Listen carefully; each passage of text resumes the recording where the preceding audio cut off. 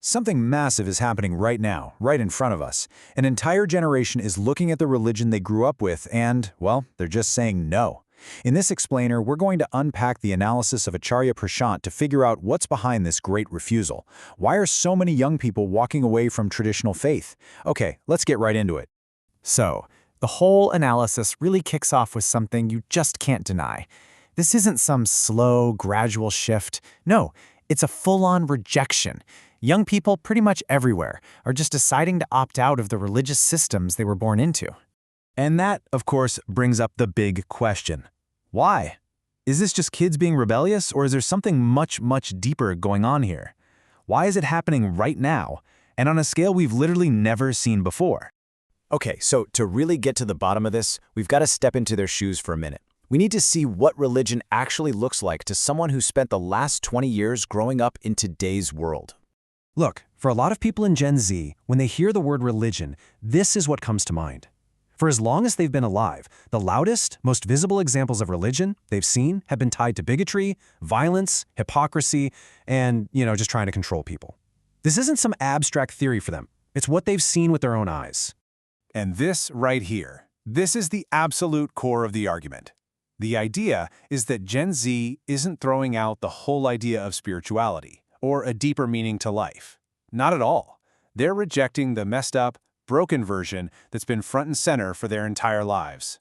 So, to really nail down this difference, the source uses this brilliant, super relatable analogy. It's called the rotten Maggie principle, and trust me, it perfectly explains the difference between throwing out one bad apple versus the whole orchard. I mean, think about it, right? If you get a pack of instant noodles and it's gone bad, it's moldy or something, what do? You toss that packet in the trash. You don't swear off all noodles forever. And why not? Because you've had good noodles before. You know what the real deal is supposed to taste like. Okay, so here's where it gets really fascinating. When it comes to this rotten Maggie version of religion, Gen Z has nothing good to compare it to. They've only ever been served the spoiled packet. So without ever experiencing an authentic, positive, and truly liberating spirituality, the real thing, it's totally logical for them to just throw the whole idea out completely. All right, so if Gen Z is walking away from this version of religion, what happens next? Well, the argument is that this fake religion, the kind built on just believing what you're told, it's not just fading. It's on a one-way trip to becoming extinct. We're basically stepping into what some are calling the post-religion age.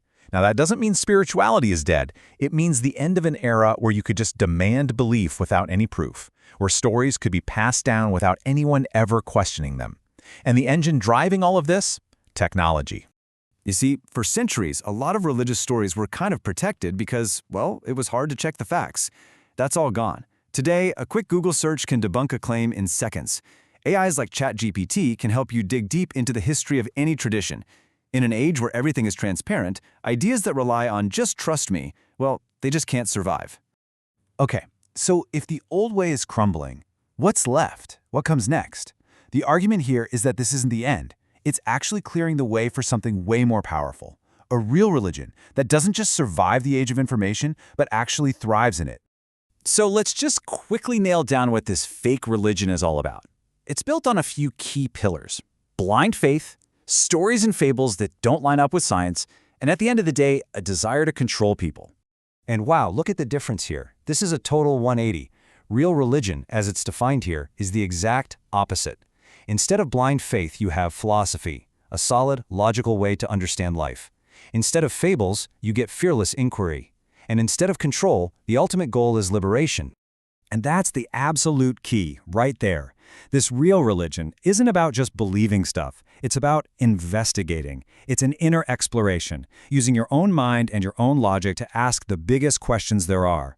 Who am I really? Why do I feel this way? What does it actually mean to be free? But, this isn't just some abstract philosophical head trip. The whole point, according to this analysis, is to take these huge, timeless ideas and connect them directly to the real, urgent problems we're all facing today.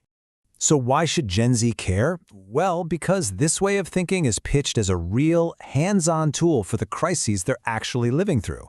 For the crushing epidemics of mental health issues and loneliness, it offers a path to find stability inside yourself.